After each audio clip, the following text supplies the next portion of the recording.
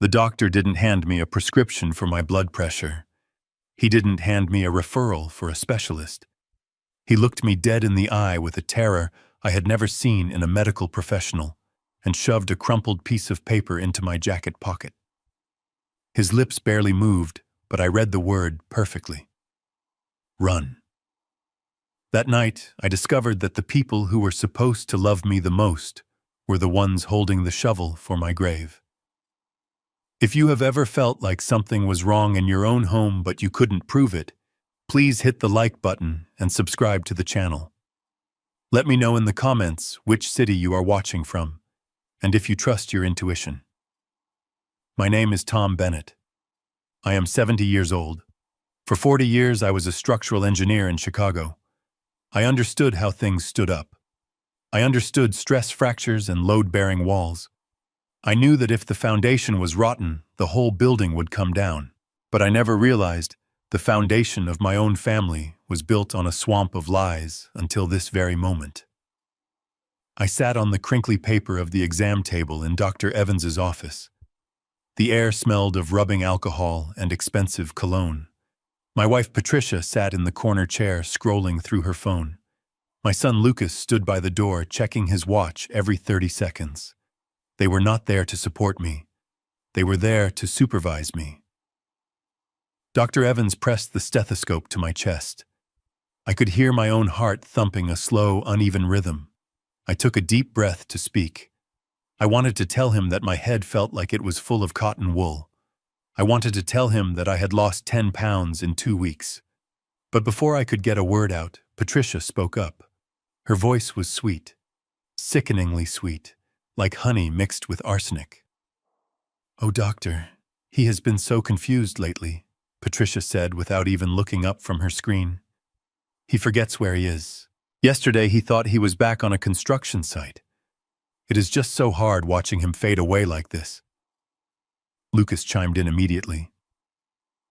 "Yeah, Doc. He gets agitated too. My wife Megan has been giving him those vitamins you recommended, but he still has these episodes. Maybe we need to increase the dosage." I gripped the edge of the exam table. My knuckles turned white. I wanted to shout that I was not confused. I wanted to shout that I did not need more vitamins. But my tongue felt thick in my mouth. My limbs felt heavy like I was moving through underwater currents. This was the new normal. For the past 3 months I had been living in a fog. They told me it was early onset dementia. They told me I was losing my mind. And when 2 people you love tell you something every single day, you start to believe it. Dr. Evans did not answer them. He kept the stethoscope on my chest for a long time. Too long. He moved it to the left, then to the right. His brow was sweating. It was 68 degrees in the room, but he was sweating. He pulled the stethoscope away and turned to his desk. He started writing in my file. Patricia stood up. She smoothed her skirt. "That skirt cost $2,000. I paid for it. Everything in this room. Everything they wore. Everything they drove. I paid for it all. I built skyscrapers. I climbed steel beams 500 feet in the air when I was 30. I designed the wind bracing systems for towers that withstood tornadoes. Now I was being treated like a toddler who needed a nap." "I need to check my messages," Patricia said. "The signal in here is terrible." She walked toward the window, turning her back to us. Lucas stepped out into the hallway to answer a call. I heard him say something about a concrete supplier. We were alone. For 5 seconds, we were alone. Dr. Evans moved fast. He did not look like a doctor anymore. He looked like a man defusing a bomb. He grabbed my wrist. His grip was tight, painful. It woke me up from my fog for a second. He jammed a small, folded piece of paper into the breast pocket of my blazer. "Don't react," he whispered. The sound was barely a breath. "Just act normal." I looked at him. His eyes were wide and pleading. He looked terrified. Not for himself, for me. Patricia turned back around. Dr. Evans immediately stepped back and put on a fake professional smile. Everything looks stable considering his condition, Dr. Evans said. His voice cracked slightly. I think we should keep him on the current regimen. No changes today. Patricia smiled. It was the smile of a predator who had just been told the prey was still limping. Good, she said. Come on, Tom. Let's go home. Megan is making your favorite soup tonight. I slid off the table. My legs felt like jelly. I looked at my hands. These hands used to be steady as a rock. These hands used to hold precision drafting pens. These hands used to sign checks for millions of dollars. Now they trembled. I walked to the door. Patricia took my arm. It looked like a gesture of affection to anyone watching, but I felt her fingers digging into my bicep. She wasn't holding me up. She was steering me. We walked out to the parking lot. The Chicago wind hit my face. It felt good. It felt real. For a second, the fog cleared. Why was the doctor sweating? Why did he give me a note? We reached the car. It was a black SUV. Luxury, leather seats, soundproof glass. I bought this car last year so we could take road trips. Now it looked like a hearse. Lucas was already in the driver's seat. He revved the engine. Get in, Dad, Lucas said. Stop staring at the sky. We have places to be. I climbed into the back seat. The leather was cold. Patricia got in the front passenger seat. She slammed the door. The sound echoed like a gunshot. As we pulled out of the medical center parking lot, I saw Dr. Evans standing in the window of his office on the second floor. He was watching us. He had one hand on the glass. I waited until we were on the main road. Patricia was busy looking at photos on Instagram. Lucas was driving aggressively, weaving through traffic. My heart was hammering against my ribs. I slowly reached into my pocket. My fingers touched the paper. It felt hot. I pulled it out carefully, keeping it low below the line of the front seats. I unfolded it in my lap. The handwriting was scribbled and rushed. It was written on the back of a prescription pad. I read the words. Then I read them again. My blood ran cold.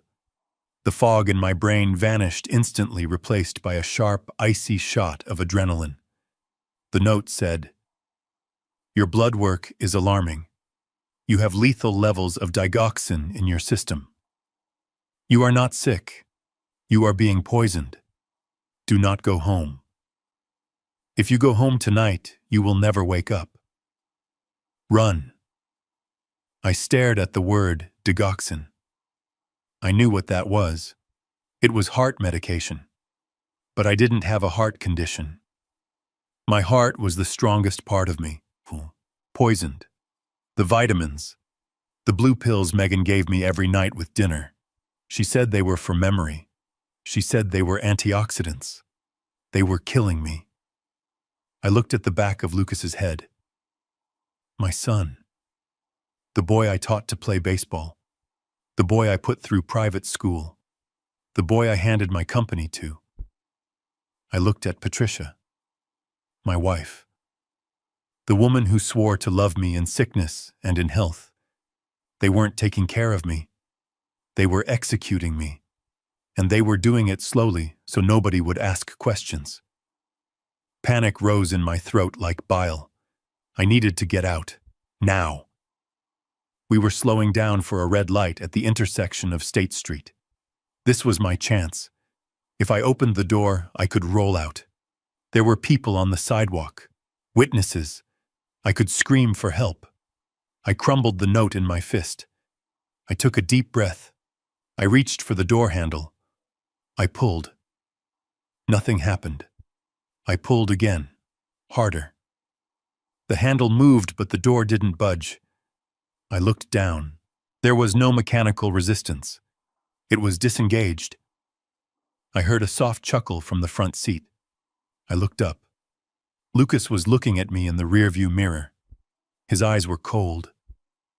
Dead. There was no love in them. Only calculation. Comfortable back there, Dad? Lucas asked. His voice was calm, too calm. I didn't answer. I pulled the handle again frantically. Don't bother, Patricia said without turning around. She was applying lipstick in the visor mirror. Ruby red lipstick. Lucas put the child lock on, she said casually, as if commenting on the weather. We wouldn't want you having an episode and wandering off into traffic, would we, Tom? It's for your own safety. The light turned green. Lucas slammed on the accelerator. The car surged forward, pushing me back into the seat. I looked out the window. The city was blurring past. We weren't going toward the highway. We were taking the back route. The route through the forest preserve.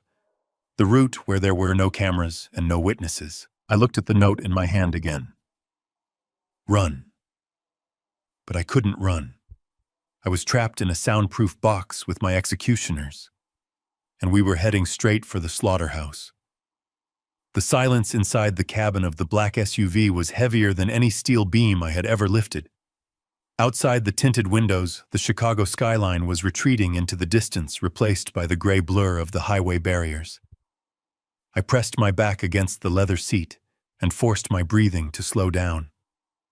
My heart was a jackhammer against my ribs, but I could not let them see it.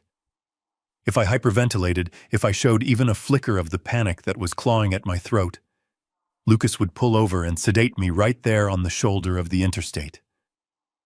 I had to be the Tom Bennett of 20 years ago. The engineer who could stand on a swaying platform 50 stories up and calmly calculate wind shear. I needed information. I needed to know how deep the rot went before we reached the house. I looked at Patricia. She was still staring at her phone, her thumb scrolling rhythmically. The blue light from the screen illuminated her face, making her look pale and statuesque, like a marble figure I had bought and placed in my home without ever checking if it had a soul. Patricia, I said. My voice sounded raspy but steady. I was thinking about the liquidity in the trust. Did the dividend transfer from the bond maturity come through yesterday? It was a substantial amount. She froze. Her thumb hovered over the screen.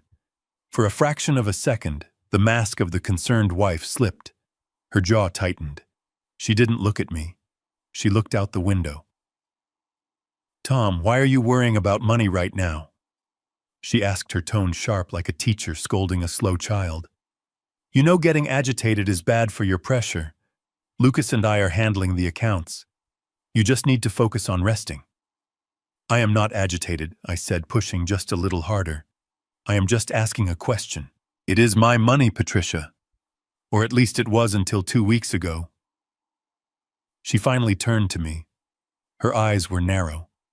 There was no warmth there, only annoyance. It is our money, Tom. We are a family. And honestly, you asking these repetitive questions is exactly why Dr. Evans said you are deteriorating. You are obsessing. Just stop it. She turned back to her phone, effectively dismissing me. But I had seen enough. The defensive snap. The refusal to make eye contact. She wasn't managing my finances. She was draining them. I looked forward. Through the windshield, I saw the green exit sign for the interstate. We were supposed to go straight. The fastest way to our estate in Barrington was the highway. But Lucas flicked the blinker and steered the massive car off the ramp. Where are we going, Lucas? I asked. This isn't the way home. Construction on the main road, Dad, Lucas lied. His voice was too smooth, too practiced. GPS rerouted us. I looked at the dashboard navigation screen. It was black. He had turned it off. We were heading toward the forest preserves. Miles of dense woods winding 2-lane roads and absolute darkness once the sun went down. It was a route with no traffic cameras, no toll booths, no witnesses. A cold realization washed over me, colder than the air conditioning blasting from the vents. This wasn't just a kidnapping. This was the end game.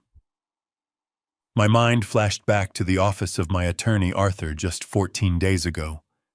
I was sitting in the mahogany chair feeling that familiar heaviness in my limbs, that mental fog that made it hard to focus on the words on the page. I thought it was Alzheimer's. I thought my brain was betraying me. Patricia had been holding my hand, squeezing it gently. Lucas had been standing behind me, a hand on my shoulder. "Dad, this is just a precaution," Lucas had said. "It just gives me the power to pay the bills and manage the medical decisions if you have a bad day. You are still the boss." Arthur, a man I had played golf with for 30 years, had nodded solemnly. "It is standard, Tom. It is for your protection." And I believed them. I trusted them. I took the gold-plated pen and signed the power of attorney. I signed over the voting rights to my company shares. I signed over access to the offshore accounts. I signed over the medical directives. I thought I was being a responsible patriarch, ensuring my family was safe before my mind faded away. I was such a fool. I wasn't sick. I was drugged. Every morning with my coffee, every evening with my soup, they were feeding me poison to mimic the symptoms of dementia. And the moment the ink dried on those papers, I ceased to be a father or a husband. I became a liability, a loose end that needed to be tied up. I looked at my hands resting on my knees. They were shaking, but not from age, from rage. I had handed them the weapon, loaded it, and pointed it at my own chest. The car slowed down. The smooth hum of the tires on asphalt changed to the crunch of gravel. We were deep in the preserve now. The trees crowded the road, their branches interlocking overhead like the bars of a cage. It was twilight, that gray hour where everything loses its color. "Why are we stopping?" I asked. Lucas didn't answer. He put the car in park but kept the engine running. He pulled his phone from the center console. It was ringing. "I have to take this," he muttered. "It is the site foreman." He didn't step out of the car. He stayed in the driver's seat, seemingly confident that the old man in the back was too senile to understand. Or maybe he just didn't care anymore. He answered the phone. "Yeah," he said. I leaned forward slightly, straining my ears against the hum of the engine. "We are about 20 minutes out," Lucas said. He looked in the rearview mirror, meeting my eyes. He didn't look away. "Yeah, the plans are in motion," he continued. "No, don't worry about the autopsy. The cremation order is already signed. Patricia handled it." My blood turned to ice. Cremation. That was how they would hide the poison. No body, no evidence. Lucas listened for a moment, then nodded. "Okay. Make sure the railing is loose. We need it to look like he wandered out onto the deck confused and fell. A tragic accident." "Yeah. Tonight. We will be there soon." He hung up the phone and tossed it onto the passenger seat. He put the car back in gear. The locks clicked again, echoing in the silent cabin. Lucas turned around fully this time. He smiled. It was the smile of a boy who had finally won the game he had been cheating at for years. "Ready to go home, Dad?" he asked. "It is going to be a long night." I didn't answer. I couldn't. The air in the car felt thin, like we were at high altitude. They weren't just going to kill me. They were going to erase me. They were going to throw me off my own balcony and cry at my funeral while counting my money. I looked down at the door handle again. It was useless. I looked at the window. Reinforced glass. I was trapped in a mobile hearse being driven to my own execution by my own son. But as the car lurched forward, crunching over the gravel, a spark ignited in the darkness of my mind. They thought I was feeble. They thought I was confused. They thought the poison had broken me. They were wrong. I was an engineer. I solved problems for a living. And this was just a problem. A complex, deadly structural failure. I didn't have to be strong. I just had to be smarter than the stress load they were putting on me. I touched the pocket of my jacket, feeling the crinkle of the doctor's note. I am not dead yet, I thought. And if I am going down tonight, I am going to bring the whole house down with me. The heavy metal gate of the garage rattled down behind the SUV, cutting off the last sliver of twilight. The sound echoed in the concrete space like the door of a prison cell slamming shut. I sat in the back seat for a moment, listening to the engine tick as it cooled, gathering every ounce of strength I had left. My hands were still trembling, not from age but from the adrenaline coursing through my veins. I was inside the beast's belly now. This house, which I had designed with my own hands 30 years ago, used to be a sanctuary of light and open spaces. Now the shadows in the corners seemed to stretch out like claws waiting to drag me into the dark. Lucas opened my door. He did not offer me a hand. He grabbed my upper arm, his fingers digging into the soft flesh through my jacket. "Come on, Dad. Let us get you inside. Megan is waiting." He pulled me out of the car with enough force to make me stumble. I let myself be heavy. I let my feet drag. I had to play the part. If they thought for even 1 second that I was lucid, that I knew about the note in my pocket, they would kill me right here on the oily concrete floor of the garage. I had to be the confused, frail old man they wanted me to be. We walked through the mudroom and into the kitchen. The house was freezing. They must have lowered the thermostat to keep me docile, or maybe the coldness was just radiating from the people who lived here.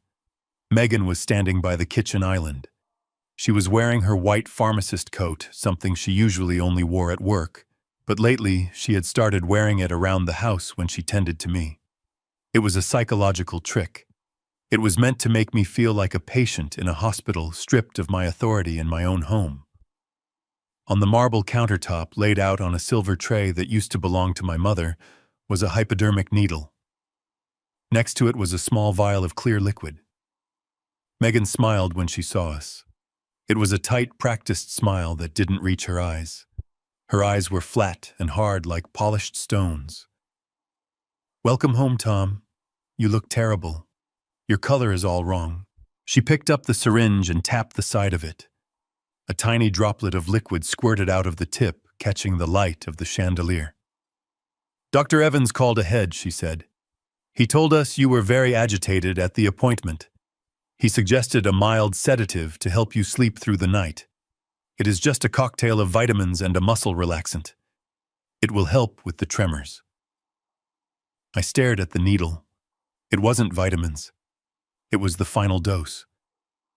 Whatever was in that vial would stop my heart or paralyze my diaphragm. If that needle pierced my skin, I was a dead man. Lucas pushed me toward one of the high-backed bar stools. "Sit down, Dad. Make it easy on yourself." I sat, letting my shoulders slump. My mind was racing, calculating the distance between the stool, the tray, and Megan. I was an engineer. I dealt in physics and geometry. I needed an angle. "I don't want it," I mumbled, slurring my words on purpose. "I don't need medicine." Megan sighed. The sound of a parent tired of a toddler's tantrum. She walked around the island, the syringe held high. "We are not doing this tonight, Tom. You are dehydrated and you are confused. This will make you feel better." "Hold his arm, Lucas." Lucas stepped in close, grabbing my left wrist and pinning it to the counter. His grip was iron. He was younger, stronger, and he enjoyed this. I could feel the malice radiating off him. Megan uncapped the needle. She stepped closer. I could smell her perfume, a floral scent that barely masked the smell of rubbing alcohol. "Just a little pinch," she whispered. "Now." I waited until she was inches away. Then I unleashed the chaos. I let out a guttural, choked sound, throwing my head back as if seized by a sudden convulsion. I kicked my legs out violently, my heavy boot catching the leg of the stool. I threw my free arm out in a wild, flailing arc. My hand connected with the silver tray. The sound was explosive. The tray flew off the counter, crashing onto the tile floor. The glass of water shattered, sending shards and liquid spraying everywhere. The vial rolled away under the cabinets. Megan shrieked and jumped back to avoid the glass. In her surprise, she dropped the syringe. It clattered onto the floor near my feet, sliding into the puddle of spilled water. "What the hell is he doing?" Lucas shouted, trying to wrestle my flailing body. "He is having a seizure." "Hold him down," Megan yelled. I thrashed harder, sliding off the stool and collapsing onto the floor, right on top of the mess I had made. The glass shards bit into my hands, but I didn't feel the pain. I only felt the cold plastic of the syringe barrel against my palm. While Lucas was trying to grab my shoulders and Megan was dancing around the broken glass, I curled my fingers around the syringe. In one fluid motion masked by my writhing, I slid the needle up the sleeve of my jacket. I pushed it deep, praying the plunger wouldn't depress and squirt the poison onto my skin. I let out one final long groan, my body shaking violently, and then I went limp. Dead weight. The kitchen went silent save for the hum of the refrigerator and the heavy breathing of my son and daughter-in-law. I lay there with my eyes closed, my face pressed against the cold, wet tile, clutching the stolen weapon inside my sleeve. "Is he dead?" Lucas asked. There was hope in his voice. Megan crouched down. I felt her fingers on my neck, checking for a pulse. Her fingernails were sharp. "No. His pulse is racing, but he is out cold. Probably a vasovagal syncope from the stress." She stood up. I heard the crunch of glass under her heels. "Damn it, Tom. Look at this mess." "Should we get another dose?" Lucas asked. "I can go to the safe in the study." I held my breath. This was the moment. If they went for another dose, I would have to fight them right here on the floor, and I would lose. Patricia walked into the room. I recognized the click of her heels. They were distinct, sharp, authoritative. She stopped near my head. I could smell the smoke of her slim cigarettes. "Leave it," Patricia said. Her voice was ice. "But he needs the sedative if we are going to stage the accident," Megan argued. "He needs to be groggy when he goes over the railing." Patricia let out a short, derisive laugh. "Look at him. He is a vegetable. He has pissed himself and passed out on the kitchen floor. He is not going to put up a fight." She kicked the toe of my boot, nudging my leg like I was a piece of roadkill. "Besides," Patricia continued, "we don't want too much of the sedative in his system during the autopsy. It might look suspicious if he was unconscious before he fell. We need it to look like a clumsy, senile accident. The fall will kill him. If it doesn't, the cold will finish him off before morning." I lay perfectly still, forcing my eyelids not to flutter. They were discussing my murder with the casual tone of people discussing what to order for dinner. "Just get him upstairs," Patricia commanded. "Put him in the master bedroom. Lock the door. We will do it at 2 a.m. when the neighbors' lights are all out."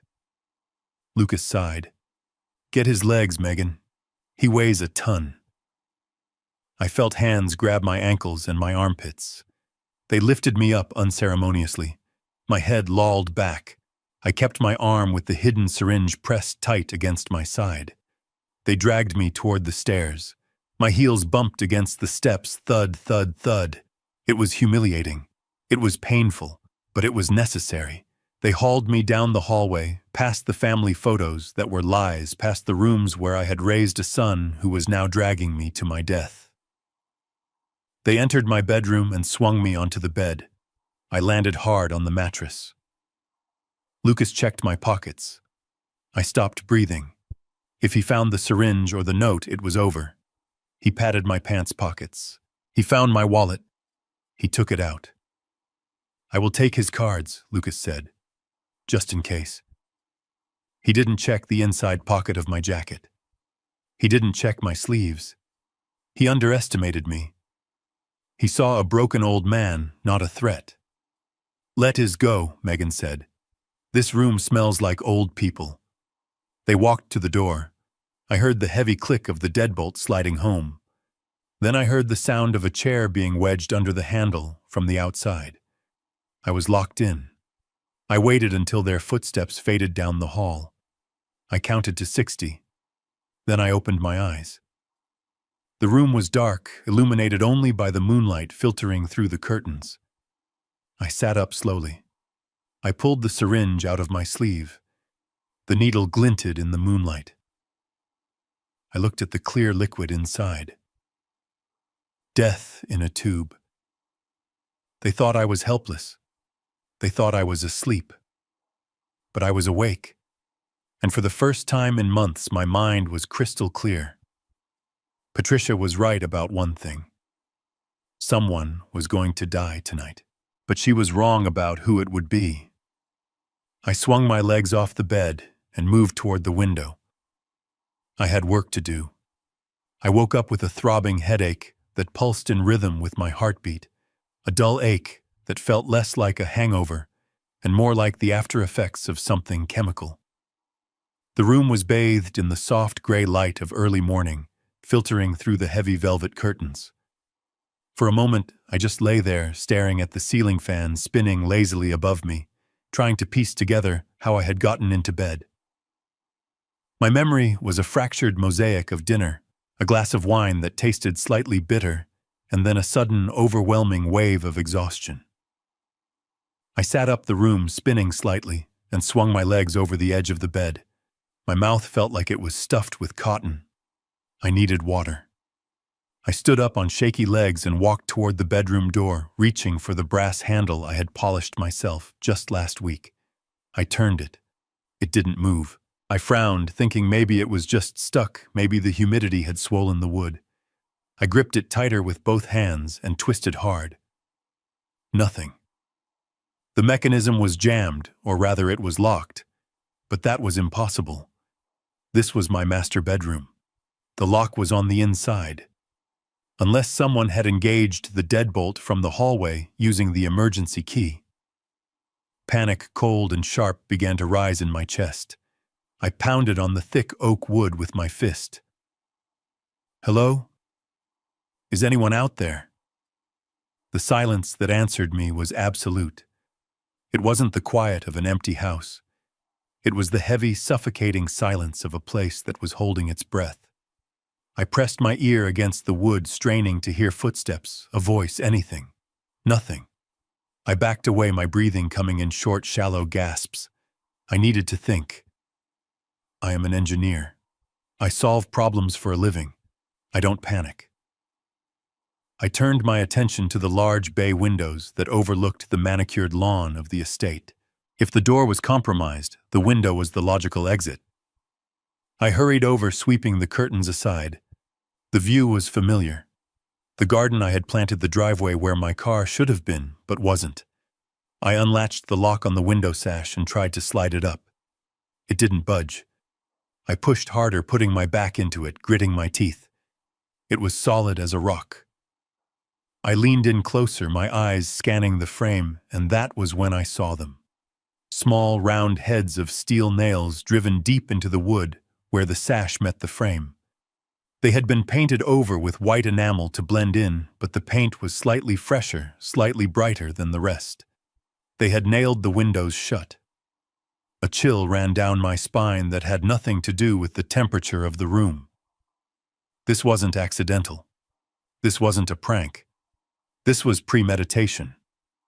Someone had come into my room, likely while I was comatose from whatever they put in my drink, and meticulously sealed me in. I was a prisoner in the house I had built with my own money.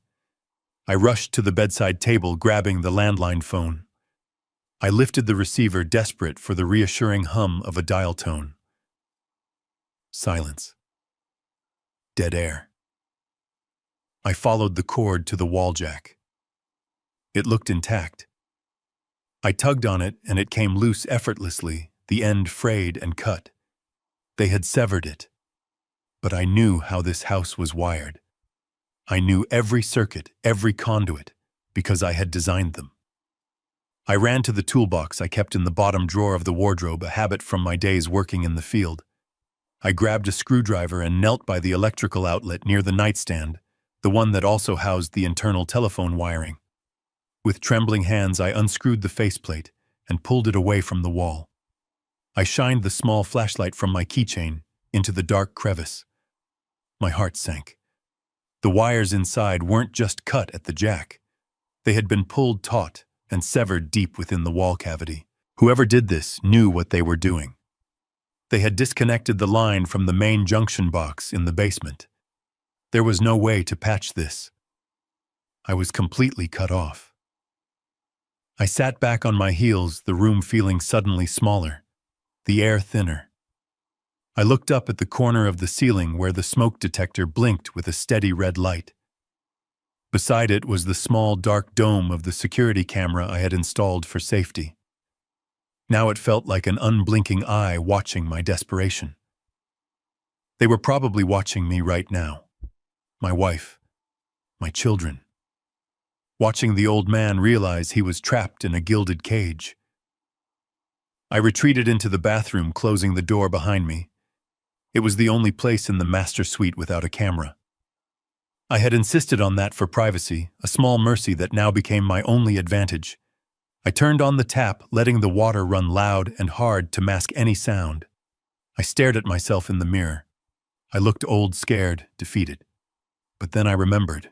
Years ago, during a particularly paranoid phase when business competitors were trying to steal my patents, I had stashed emergency supplies in various places. I had forgotten about most of them as life got comfortable as I let my guard down. But there was one. One I hadn't touched in a decade. I turned toward the toilet. It was an old-fashioned model with a heavy ceramic tank lid. I lifted it carefully, the porcelain heavy and cold in my hands, and set it down on the bath mat. I peered into the water. At first I saw nothing but the flushing mechanism, but then taped to the underside of the rim, submerged in the water but sealed inside a double layer of thick freezer bags, was a shape. I reached in the water, freezing against my skin, and peeled the tape away. I pulled out the package. My hands were shaking so badly I could barely undo the seal. Inside was a Nokia, a brick of a phone from another era, and a spare battery. I had put this here 10 years ago. Would it even work? Would the battery hold a charge after all this time sitting in a plastic bag? I popped the back open, inserted the battery, and held the power button. The screen remained black. Come on, please. I held it longer, my thumb turning white from the pressure. A flicker. Then the blue startup screen illuminated the dim bathroom. I let out a breath I didn't know I was holding. I checked the top corner of the tiny pixelated screen. Battery critical, 12%. 12% to save my life. I watched the signal bars. Searching. Searching. 1 bar. 2 bars. It was enough. I didn't call the police. Not yet. I didn't know who controlled the local station, and if my family had gone to these lengths, they might have already spun a story about a senile, unstable old man to the authorities. I needed someone who fought for a living. I needed a shark. I dialed the number I had memorized 30 years ago, the number of the only man I trusted implicitly. The phone rang once, twice, 3 times. 3. Pick up, Arthur. For God's sake, pick up. The line clicked. Hello. Arthur's voice was gruff, confused. It was early. Arthur, it's Tom. Don't hang up and don't ask questions. Just listen. Tom. You're calling from a number I don't recognize. I tried your cell all day yesterday. Your wife said you were sick, that you had a stroke or something, that you couldn't speak. They are lying, Arthur. I whispered, crouching in the corner of the bathroom away from the door. I didn't have a stroke. I am locked in the master bedroom. The windows are nailed shut. The lines are cut. They have trapped me, Arthur. They are trying to take everything. There was a silence on the other end, a silence that terrified me. If Arthur didn't believe me, if he thought I was having a mental episode like they claimed, I was done for. Tom, Arthur said slowly, his voice dropping an octave, becoming sharp and professional. Are you safe right now? I am in the bathroom. It is the only place they cannot see me. I have a burner phone with 12% battery. You need to listen to me very carefully, because I do not know how much time I have before they realize I am not in the bedroom. Tell me what to do, Tom. I took a deep breath, looking at the door, expecting it to burst open at any moment. I need you to get the file. The black file in my office safe. The one I told you about 5 years ago. The one labeled contingency. It has the proof of the offshore accounts, the real ownership deeds, everything. If they have me trapped here, it means they are making a move for the power of attorney. They want control of the company and the estate. I understand, Arthur said. I'm leaving my house now, so I'll get the file. Should I call the police? No police, I hissed. Not yet. They own the sheriff. If the police come here for a wellness check, my wife will show them a forged medical report, and they will leave me here to rot. You need to get a federal judge. You need an emergency injunction.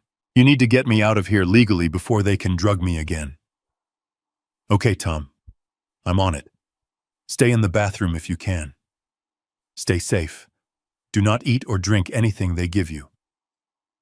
My phone beeped loudly. Battery low. 5%. Arthur. The phone is dying. I don't know if I can call you back. If I don't contact you by noon, assume they have come in.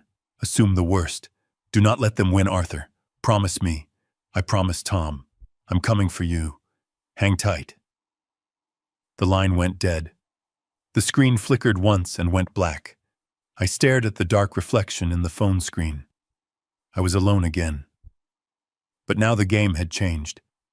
They thought I was a helpless old man trapped in a room waiting to die or sign away my life. They didn't know I had just lit the fuse.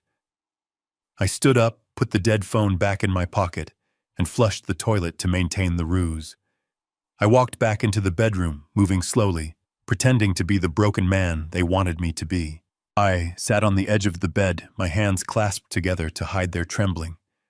I looked at the nailed windows, at the camera blinking in the corner. Let them watch. Let them think they have won. Because when the storm hits, they won't even see it coming. I closed my eyes and waited for the sound of the key in the lock. The silence on the other end of the line dragged on for a second too long, a second that felt like a lifetime.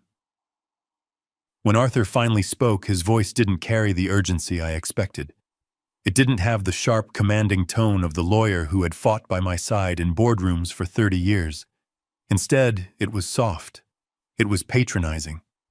It was the voice one uses when speaking to a frightened child or a confused invalid. Tom listened to me very carefully, Arthur said, the sound of his voice making the tiny speaker in the old Nokia crackle. I need you to take a deep breath. You are sounding very agitated again. I just got off the phone with Patricia not 10 minutes ago. She is worried sick about you. My blood ran cold. The phone felt like a block of ice in my hand. Agitated. Again. The words were chosen with surgical precision. What are you talking about, Arthur? I whispered, my voice trembling, not with fear anymore, but with a dawning, horrific realization. I told you, she has locked me in. She has cut the lines. I am trapped. No, Tom. Arthur sighed, a sound of heavy, feigned patience. Patricia told me about the episodes you have been having. The paranoia. The way you started forgetting things at the office last month. She told me how you accused the gardener of stealing your watch only to find it on your own wrist. She is only trying to protect you, Tom. You are not locked in. You are in a safe environment. She had to secure the windows because you tried to climb out on the roof last Tuesday. Don't you remember? I stared at the tiled wall of the bathroom, my reflection in the mirror, staring back at me with wide, terrified eyes. I had never accused the gardener. I had never climbed on the roof. These were lies. Elaborate, constructed lies designed to paint a picture of a man losing his mind. But the worst part wasn't the lies themselves. It was who was telling them. Arthur, stop it, I hissed, gripping the phone tight enough to crack the plastic casing. I know what is happening. I know about the offshore accounts. I know about the shell companies Patricia set up. You have the file, Arthur. The contingency file. Open it. Read the documents. There was a pause, and then Arthur chuckled. It was a dry, humorless sound that stripped away the last 30 years of our friendship. The contingency file, Arthur repeated, his tone shifting, becoming colder, harder. Tom, there is no file. I shredded that file 3 days ago, just like I drafted the new power of attorney documents you signed last week. You remember signing them, don't you? You were a bit groggy, maybe a bit under the weather, but your signature is there. Clear as day. The room spun. I leaned back against the cold porcelain of the sink to keep from collapsing. I remembered a night last week. Patricia had brought me tea. She said I needed to sign some routine tax forms for the estate. I was tired. My vision was blurry. I trusted her. I trusted him. You, I choked out. You are in on it. It's not about being in on it, Tom. Arthur said, his voice now completely devoid of warmth. It is about pragmatism. You are getting old. You are losing your touch. The company needs new blood. Patricia and your son have a vision. And frankly, they made me an offer that ensures my retirement is far more comfortable than what your loyalty ever provided. You are going to a very nice facility, Tom. Patricia has already filed the papers for involuntary commitment. The ambulance is on its way. They will take good care of you. Just put the phone down, unlock the door, and accept it. It is over. The betrayal hit me harder than any physical blow could have. This was the man I went fishing with. The man who stood beside me at my father's funeral. The man who held my firstborn son before I even did. He wasn't just helping them. He was the architect. He had legalized my destruction. He had turned my life's work into a weapon against me. I realized then that if I stayed on the line, he would keep talking, just to keep me distracted. He was probably tracking the signal, or at the very least, waiting for me to give up. He wanted me to break. He wanted me to walk out of that bedroom, a broken, weeping old man, so the paramedics would see exactly what he described. A lunatic. An invalid. I will not sign, I said, my voice low and steady. I will not sign anything else. You won't have to, Tom, Arthur said. You already have. Goodbye, old friend. Try not to make a scene when they arrive. It's undignified. I didn't give him the satisfaction of a response. I pulled the phone away from my ear and pressed the end call button. The screen went black. The connection was severed, and with it the last tie I had to the world outside. I stood there in the silence of the bathroom, the rushing water from the tap still masking the sound of my breathing. I was alone. Truly, completely alone. My wife was a wolf. My children were vultures. And my best friend was the snake in the grass. There was no cavalry coming over the hill. There was no judge to grant an injunction. There was only me, an old man in pajamas trapped in a house that had become a prison. I looked down at the Nokia phone. It was useless now. If I used it again, they might pinpoint exactly where I was hiding it. I popped the back open, took out the battery, and dropped the pieces into the toilet tank, burying them under the heavy ceramic lid. I couldn't let them find it. I couldn't let them know I knew. I walked back into the bedroom. The air felt heavy, suffocating. I checked the clock on the bedside table. It was only 9 in the morning. Arthur had said the ambulance was on its way. That meant I had minutes, maybe an hour at most, before men in white coats arrived with sedatives and restraint straps. Once they took me to that facility, once they medicated me, I would never be heard from again. I would fade away a drooling ghost in a sterile room while they spent my money and lived in my house.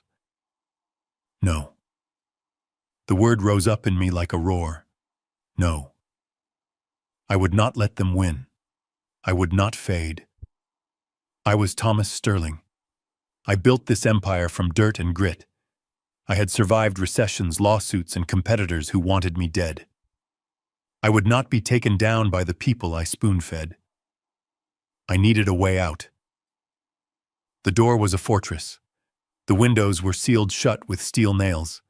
I paced the room, my mind racing, analyzing every inch of the space with the desperate precision of an engineer.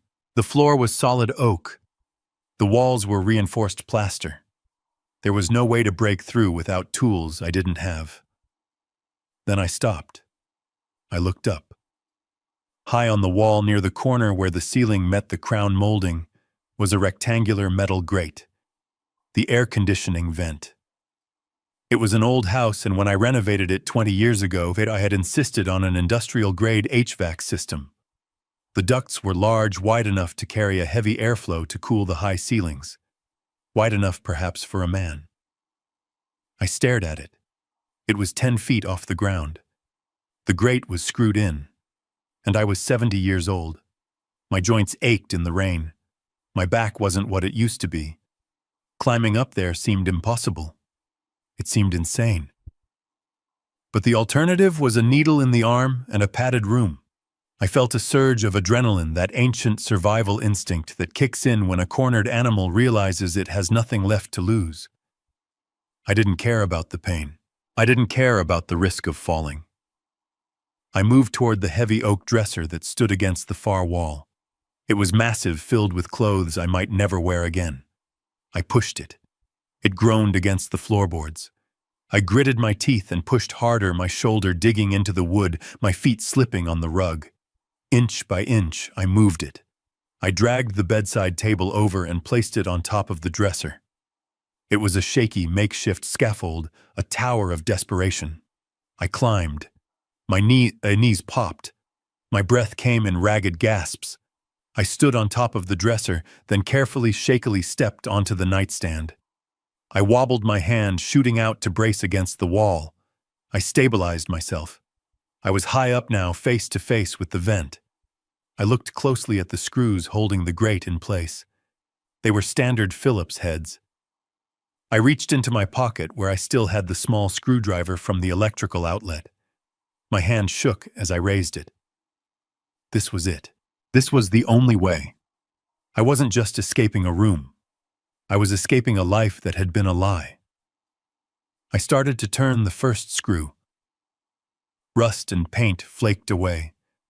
It turned. They thought they had trapped a helpless old man. They were about to find out that they had trapped a monster who was just waking up.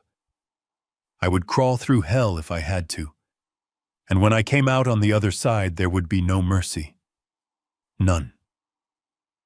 The last screw came free with a sharp squeal of metal on metal that sounded like a gunshot in the silent room. I froze, my heart hammering against my ribs, waiting for footsteps, waiting for the door to burst open. But nothing happened. The house remained silent. I carefully lowered the heavy metal grate, my arms trembling with the effort, and set it down on the top of the dresser. A cloud of ancient gray dust puffed out into my face, smelling of dry rot and time. I stared into the gaping black maw of the ventilation shaft. It was dark, uninviting, and terrifying. But behind me was a locked door and a destiny written by people who wanted me erased. I didn't hesitate. I grabbed the edge of the drywall, hoisted my body up, and dragged myself into the darkness. The moment my knees hit the sheet metal of the duct, a jolt of pain shot up my legs. My arthritis, usually just a dull ache in the mornings, flared into a burning fire. I bit my lip so hard I tasted copper. I had to remind myself of the engineering. When I built this house 20 years ago, I had fought with the architects. They wanted standard narrow ducts. I insisted on oversized industrial conduits to maximize airflow efficiency and reduce noise. I told them it was about thermodynamics. Now, crawling on my belly like a soldier in a trench, I realized it was perhaps the only decision that matters. It was the decision that gave me a fighting chance. I crawled. It was a slow, agonizing shuffle. Left arm, right leg, right arm, left leg.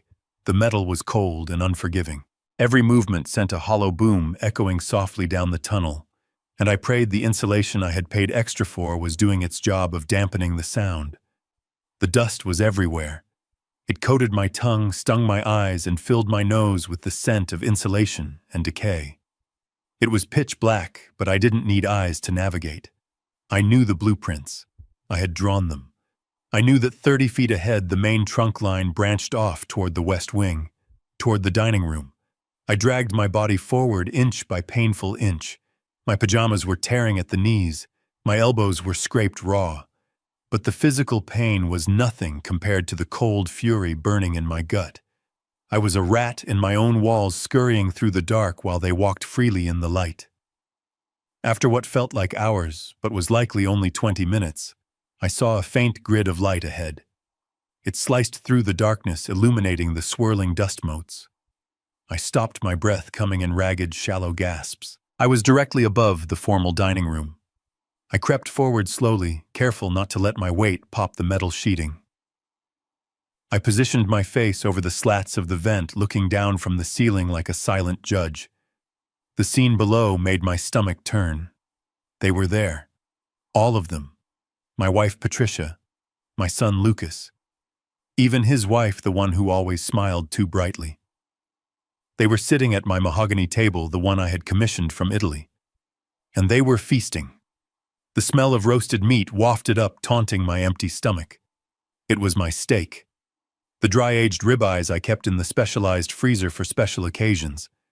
And in the center of the table sat a bottle of wine. I squinted.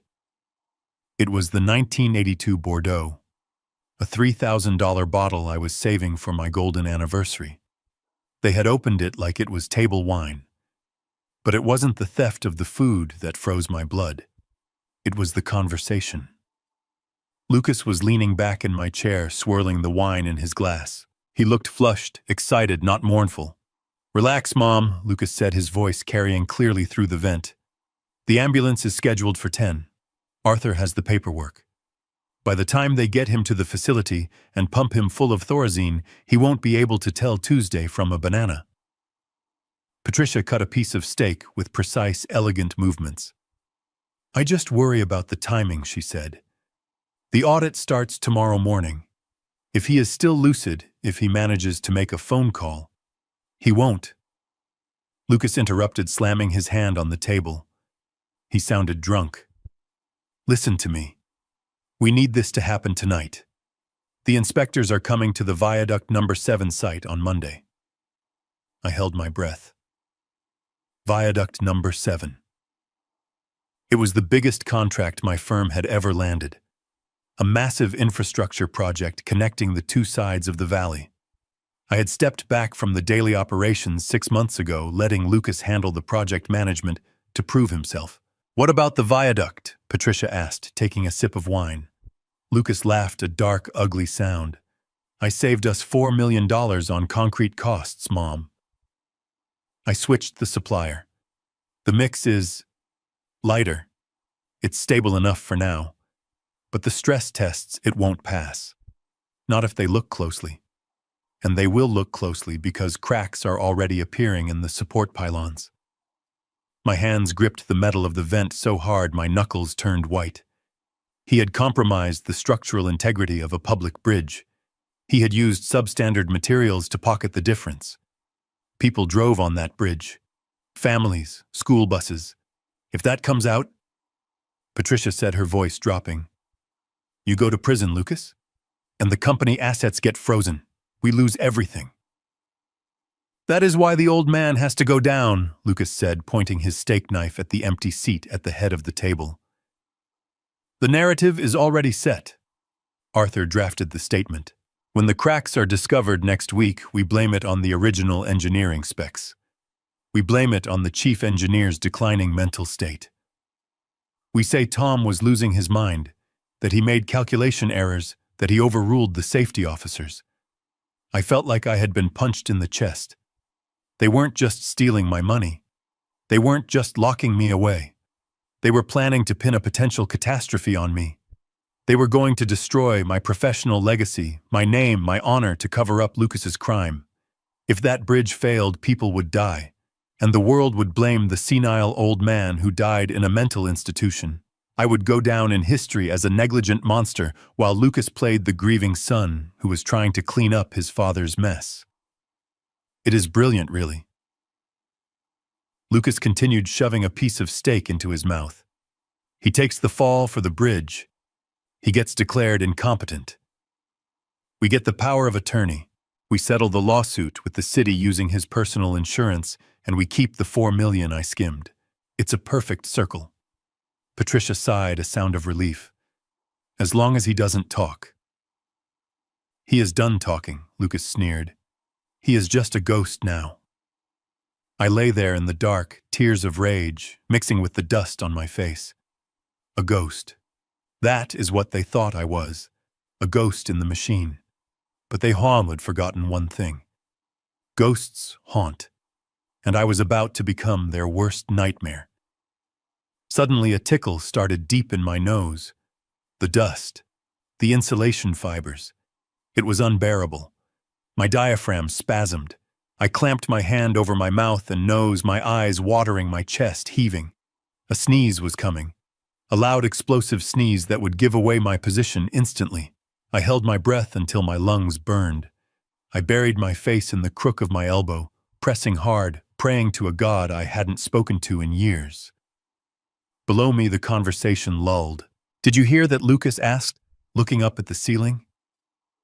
I froze. My heart stopped beating. The sneeze was still there, a ticking time bomb in my sinuses. I pressed my face into the metal, squeezing my eyes shut, willing my body to obey. "Probably just the house settling," Patricia said dismissively. "Or rats. You know how old this place is." "Rats," Lucas muttered, returning to his wine. "Yeah. Big fat rats." I let out the breath in a slow, silent hiss. The urge passed, but the clarity remained. I knew everything now. There was no going back.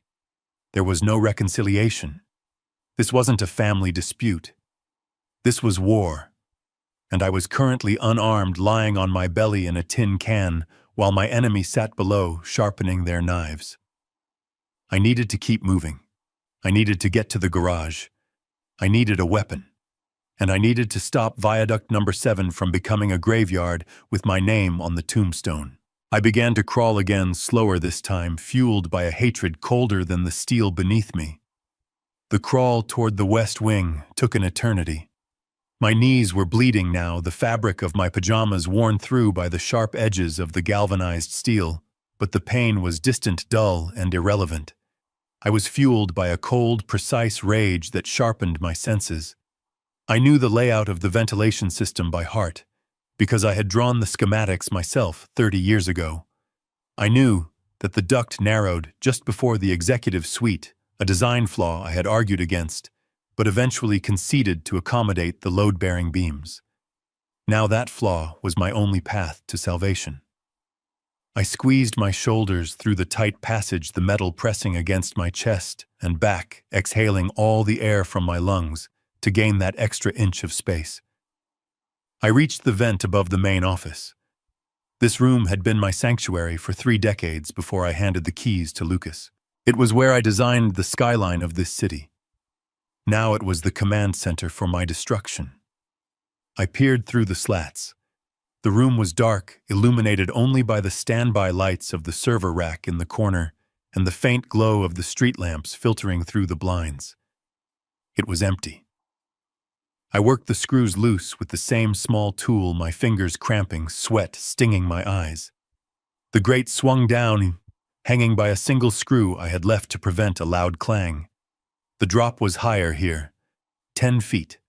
For a man of 70 with arthritic knees, it was a suicide jump, but I didn't have a choice. I maneuvered my legs out first, hanging by my fingertips from the lip of the vent. My muscles screamed in protest.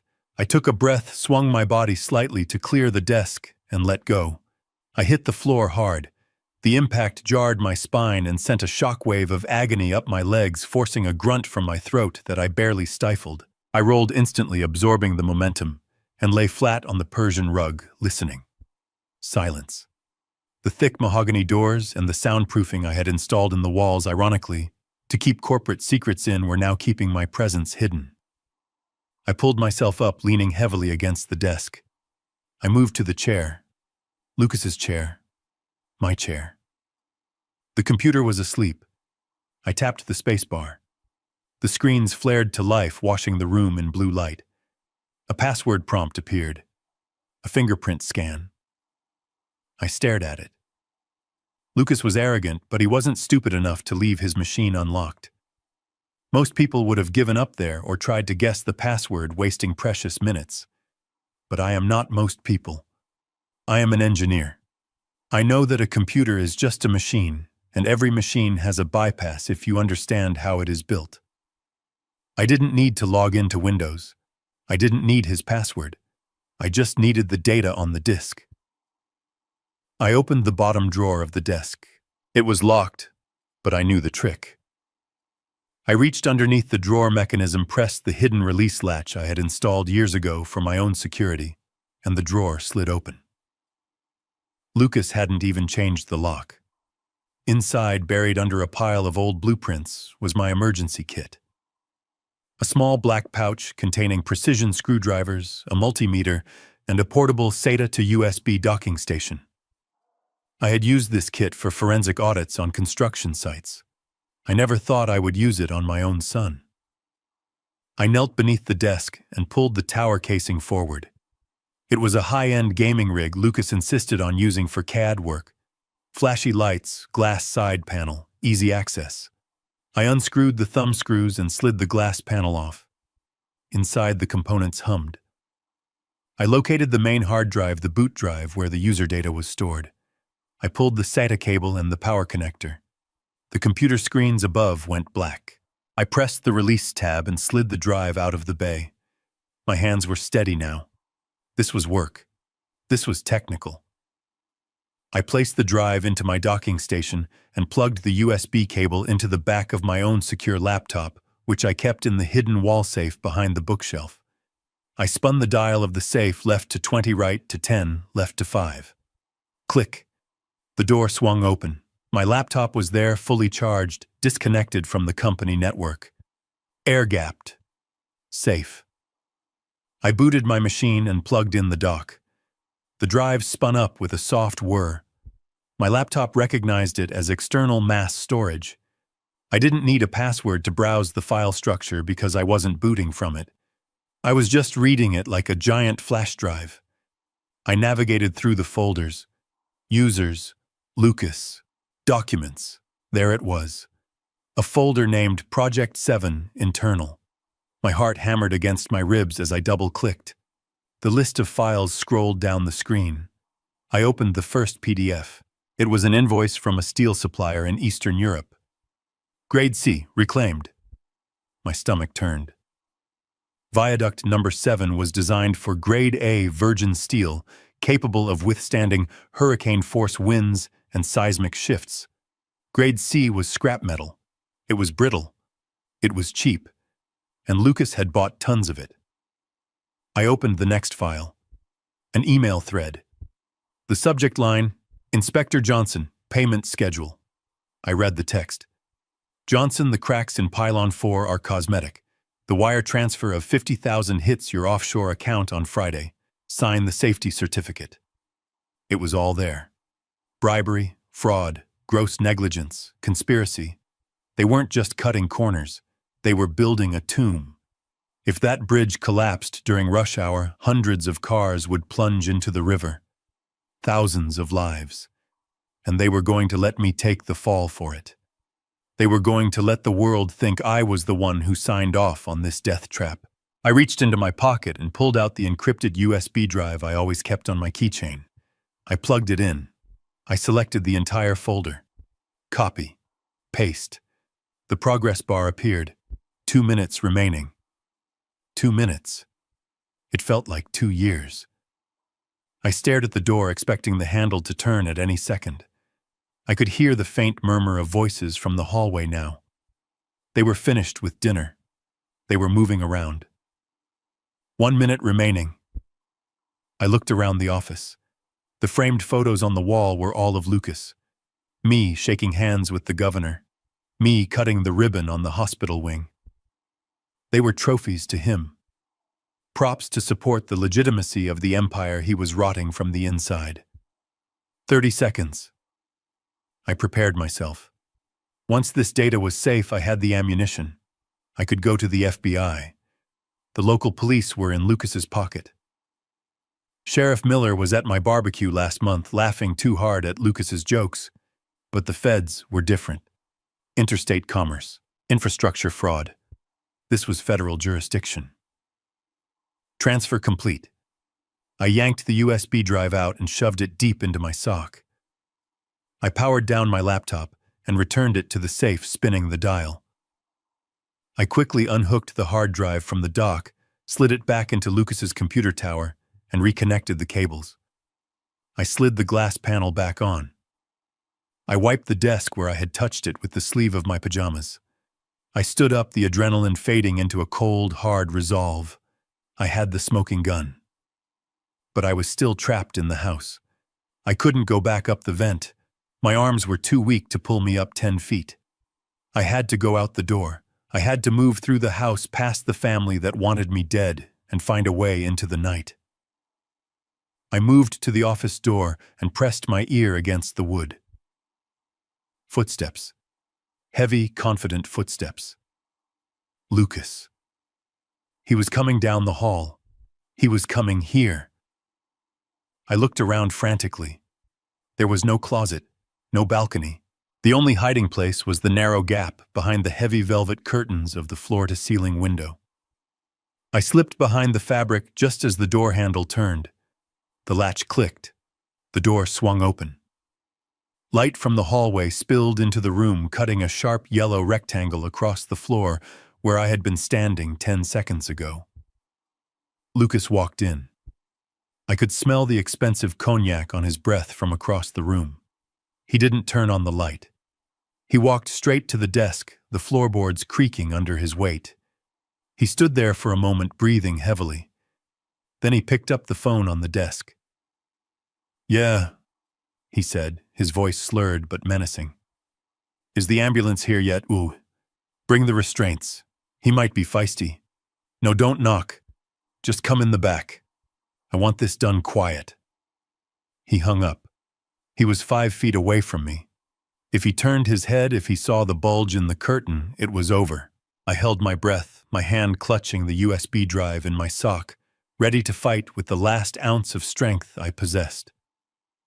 Lucas closed the door behind him, and the click of the latch echoed like a gunshot in the silent room. I stood frozen behind the heavy velvet curtains, my heart hammering against my ribs so hard I thought it might crack the bone. I waited. 1 second, 2 seconds, 10 seconds. I listened to his heavy footsteps retreating down the hallway, fading until they were swallowed by the ambient hum of the house. I let out a breath I didn't know I was holding, the air shuddering out of my lungs. I stepped out from the hiding spot, my legs trembling, not just from age but from the sheer terror of the close call. The room was bathed in the blue light of the computer screens I had just violated, casting long ghostly shadows across the floor. I looked up at the vent. It was 10 feet high, a black square in the ceiling that mocked me. There was no way I could drag the desk over and climb back up there without making a noise that would alert the entire house. My arms were shaking, my knees were throbbing with a deep, grinding ache, and my energy reserves were running on fumes. The vent was not an option. The only way out was the door. I had to risk the hallway. I had to sneak past the dining room, slip into the kitchen, and make a break for the service entrance in the garage. It was a suicide mission, but staying here was a death sentence. I took a step toward the door, my hand reaching for the brass knob. I was inches away when the handle turned. I didn't have time to hide. I didn't have time to think. The door swung open, and the light from the hallway flooded in again, blinding me for a split second. I froze, caught in the open like a deer in headlights, clutching the USB drive in my pocket, as if it were a talisman that could protect me. It wasn't Lucas. It was Megan. My daughter-in-law stood in the doorway. She was wearing a shimmering red evening gown that hugged her figure, holding an empty wine decanter in one hand. She had come to refill the bottle from the private stock Lucas kept in the office minibar. She stopped. Her eyes went wide, but she didn't scream. She didn't gasp. She didn't drop the decanter. Instead, a slow, terrifying smile spread across her face. It was a smile devoid of warmth, devoid of humanity. It was the smile of a predator that had just cornered a wounded animal.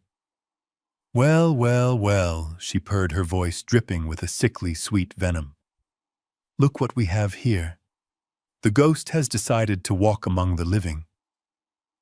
"Megan," I said, my voice raspy and dry, "you don't know what they are doing. You don't know about the bridge." She laughed, a low, throaty sound that made my skin crawl. "Oh, Daddy Tom, you really are senile, aren't you? Who do you think introduced Lucas to the concrete supplier? Who do you think set up the shell companies to launder the savings? You think your son is smart enough to pull this off alone? He is the face, Tom. I am the brain." The realization hit me harder than a physical blow. She wasn't an accessory. She was the architect. She stepped into the room and kicked the door shut behind her with her heel. She set the crystal decanter down on the sidebar with a deliberate, gentle clink. Her eyes never left mine. She reached into the pocket of her dress, but instead of a phone, she pulled out a small, sleek silver object. She flicked her thumb, and the blade of a heavy-duty box cutter slid out with a sharp snap. It glinted in the blue light of the monitors. "You are supposed to be in bed, Tom," she said, walking slowly toward me, twirling the blade between her fingers. "You are supposed to be a confused, sick old man. But look at you, wandering around, stealing things. You are not being a good boy at all." "Megan, stop!" I warned, backing away until my hips bumped against the edge of the heavy oak desk. "Put it down. We were going to do this the easy way," she said, her voice dropping to a whisper. "The ambulance. The sedatives. A nice quiet room with a view of a brick wall. But you had to make it complicated. You had to snoop. Now I have to improvise. Self-defense, I think. The old man went crazy, attacked me in the office, and I had to protect myself. It is a tragedy, really." She lunged. She moved faster than I expected, slashing the blade through the air in a vicious arc. I threw myself backward, losing my balance and falling onto the leather office chair. The blade missed my throat by inches, slicing through the lapel of my pajama top. I felt the wind of the motion against my neck. She didn't stop. She raised the cutter again, her face twisted into a mask of pure, concentrated rage. I scrambled back, kicking the chair away. It rolled into her, buying me a fraction of a second. She stumbled but regained her footing instantly. I was cornered against the side table. On it sat the antique banker's lamp I had bought in London 40 years ago. It was solid brass, heavy with a green glass shade. It was the only thing within reach. As she stepped forward to finish me, I grabbed the base of the lamp with both hands. I didn't try to swing it like a club. I was too weak, and she was too fast. Instead, I ripped it from the table. The cord was still plugged into the floor outlet behind the desk. "Die, you miserable old wretch," she hissed, raising the blade for a downward stab. I threw the lamp, not at her, but past her toward the left. The heavy brass base flew through the air, pulling the thick electrical cord taut across her path just as she lunged forward. It worked. Her shin caught the wire. Her momentum betrayed her. Her feet flew out from under her, and she pitched forward with a startled gasp.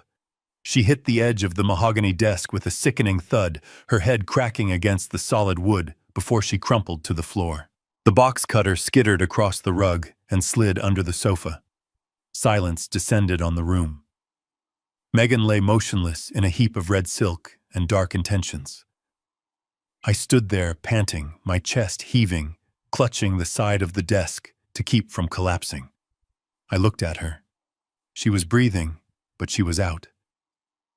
I had bought myself time, but at a terrible cost. The crash of the lamp and the thud of her body had not gone unnoticed. "What was that?" a voice boomed from downstairs. It was Lucas.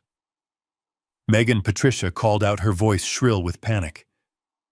"Megan, are you okay?" I heard the heavy pounding of footsteps on the stairs. They were coming.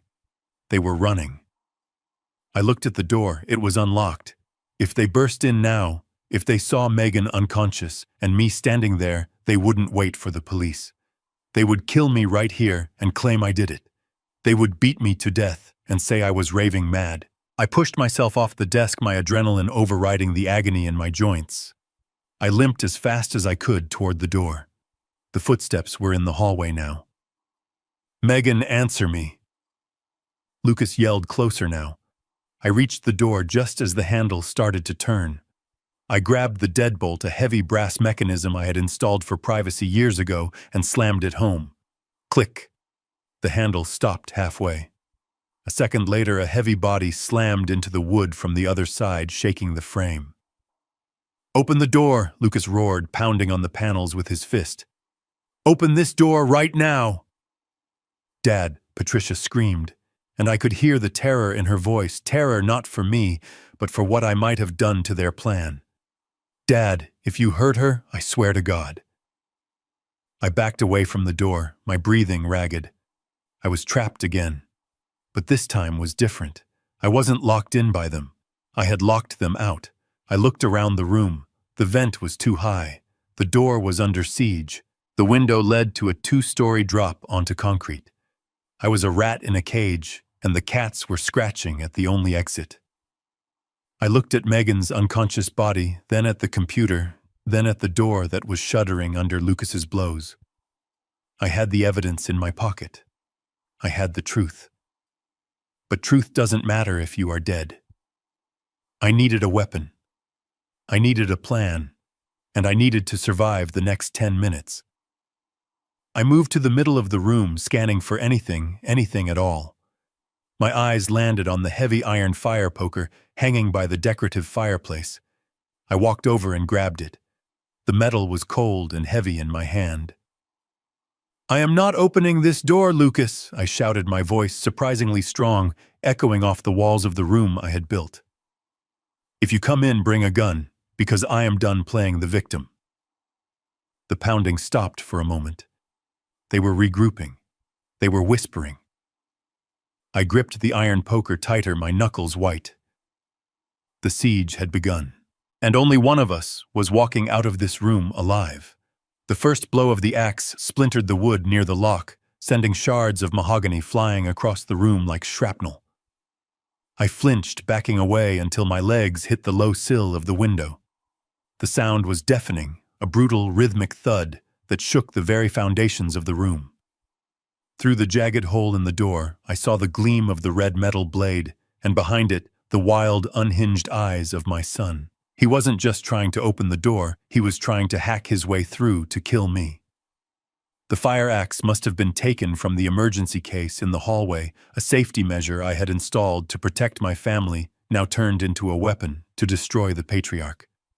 I looked at the door, then at the window. The door would hold for maybe another minute. The solid oak was thick, but Lucas was fueled by a manic strength and the desperation of a man who knows his life of luxury is about to end. I turned to the window. It was floor-to-ceiling, double-paned, tempered glass, designed to withstand storms. I couldn't open it. The latches were fused with the same white paint I had seen in the bedroom. They had sealed the entire house. I grabbed the heavy leather armchair I had been sitting in earlier. It weighed a ton, but terror gave me a surge of hysterical strength. I dragged it back a few feet, my breath coming in ragged gasps, then hurled it with everything I had against the center of the glass. The chair bounced off with a dull thud, leaving only a spiderweb fracture. "Open the door, old man," Lucas roared from the hallway, his voice cracking. "Don't make this messy." I didn't answer. I couldn't.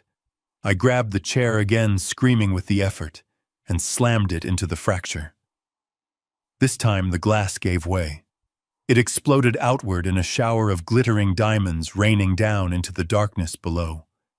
A blast of cold night air rushed into the room, carrying the scent of rain and cut grass. I stepped to the edge, crunching over the broken glass in my slippers. I looked down. It was a 20-foot drop. Directly below was the stone patio. To the left, about 5 feet out, was the swimming pool. The water looked black and deep, rippling gently in the breeze. I was 70 years old. I had bad knees and a bad back. Jumping from a second-story window was madness. It was suicide. But behind me, the door frame cracked loudly, and the head of the axe punched through, creating a hole big enough for a hand to reach in. I didn't think. If I thought about it, I would freeze. I climbed onto the ledge, feeling the wind whip at my pajamas. I aimed for the black water. I pushed off. For a second, I was flying. The air rushed past my ears, silencing the sound of the axe. I saw the moon reflected in the water. Then gravity took hold. I flailed, trying to keep my feet down, trying to stay vertical. I hit the water hard. It wasn't the graceful dive of an athlete. I entered at an awkward angle. My left side slammed into the surface tension like it was concrete. The cold water punched the air out of my lungs. I sank like a stone, the darkness swallowing me whole. But the impact had a price. A sharp, sickening pop echoed through my body, followed by a wave of white-hot agony that nearly made me pass out underwater. My left shoulder, it was out, dislocated. I screamed, a stream of bubbles rushing to the surface, but the sound was drowned by the water. I kicked my legs, desperate to get air. My left arm hung uselessly at my side, a dead weight dragging me down. I clawed at the water with my right hand, kicking, struggling, fighting the urge to inhale the fluid. I broke the surface, gasping, choking, spitting out chlorinated water. The pain was blinding. It radiated from my shoulder up to my neck and down to my fingertips, a throbbing, grinding torture that made my vision blur. I treaded water with one arm turning in a clumsy circle. I looked up at the window. The light from the office spilled out, cutting a yellow cone in the night. Lucas was there. He was leaning out the broken window, looking down. He couldn't see me in the shadows of the pool, not yet. I had to move. I swam to the edge, using a side stroke that sent fresh spikes of pain through my body with every kick. I reached the ladder with my good hand and hauled myself up. Gravity returned with a vengeance. My wet clothes felt like lead armor. I collapsed onto the cold pool deck, shivering violently, clutching my useless left arm to my chest. I couldn't stay here. He would come down. He would finish the job. The garage. It was my only hope. It was a detached building about 50 yards from the main house. My vintage Jaguar was in there. It had an old-fashioned ignition, no computer chips to track, and I kept a spare key in a magnetic box under the wheel well. If I could get to the car, I could crash through the garage door and get to the highway. I forced myself up. I stumbled across the lawn, my slippers squelching in the wet grass. Every step jarred my shoulder, making me grit my teeth so hard I thought they would crack. I stayed in the shadows of the hedges, avoiding the motion sensor lights I had installed along the path. The house loomed behind me, a glowing monster in the night. I reached the garage side door. It was locked. I cursed silently. I fished in my pocket with my trembling right hand. The USB drive was still there, safe in my sock. But no keys. I looked around. A landscaping rock. I picked it up and smashed the small window pane of the door. I reached in, unlocking the deadbolt. My arm was screaming, but I ignored it. I was running on pure survival instinct now. I slipped inside. The garage was dark, smelling of oil and gasoline. I fumbled for the light switch. The fluorescent tubes flickered to life, buzzing angrily. I stopped dead in my tracks. The Jaguar was there. My beautiful British racing green E-Type. But it was sitting on cinder blocks. All four wheels were gone. The tires were stacked neatly in the corner, slashed to ribbons. I looked at the SUV next to it. The hood was up. The engine block had been stripped of its battery and spark plug wires. They had thought of everything. They knew I might try to run. They had grounded me. A wave of despair washed over me, so powerful, it almost brought me to my knees. I was trapped. I was injured. I was alone. I leaned against the cold metal of the Jaguar, my forehead resting on the roof, tears of pain and frustration stinging my eyes. Then I heard the sound, a slow, rhythmic clapping. I turned around. Through the open garage door, I could see the main house. On the second-floor balcony overlooking the driveway stood Lucas. He was bathed in the exterior floodlights, looking like a king surveying his kingdom. In his hands, he held my hunting rifle, the Winchester 308 I used for deer season. He wasn't aiming it yet. He was holding it casually across his chest. "Did you really think I'd leave you a getaway car, Dad?" He shouted, his voice echoing in the quiet night. He sounded amused, excited. I stepped out of the garage into the driveway, my good hand raised to shield my eyes from the glare. "Lucas," I yelled, "put the gun down. It's over. I have the files. The FBI will know everything." Lucas laughed. A loud barking sound. "The FBI? You think you're going to make it to the FBI? Dad, look at you. You're a wet, shivering old man with a broken wing. You're trespassing on private property, and I have the right to defend my home against intruders." He raised the rifle. He shouldered it, looking through the scope. The barrel pointed straight at my chest. I froze. There was no cover. The driveway was a wide open killing field. But he didn't fire. Instead, he lowered the barrel slightly, aiming at the ground near my feet. "Running is good for the heart, Dad." He called out, a cruel smile visible even from this distance. "I'll give you a 10-second head start. Make it interesting for me. I haven't been hunting in years." He racked the bolt loading around into the chamber. The metallic clack was the loudest sound in the world. One he counted. I stared at him. He was insane. He had snapped. The pressure, the greed, the fear of prison had turned my son into a psychopath. 2. I didn't wait for 3. I turned and ran. I ran toward the tree line at the edge of the estate. I ran despite the agony in my shoulder. I ran into the darkness, knowing that behind me my own flesh and blood was tracking me through a crosshair, waiting for the perfect moment to pull the trigger. "Run, rabbit! Run!" His voice drifted on the wind, followed by the deafening crack of a gunshot. A dirt clod exploded near my heel, spraying mud onto my leg. He missed on purpose. He was hurting me.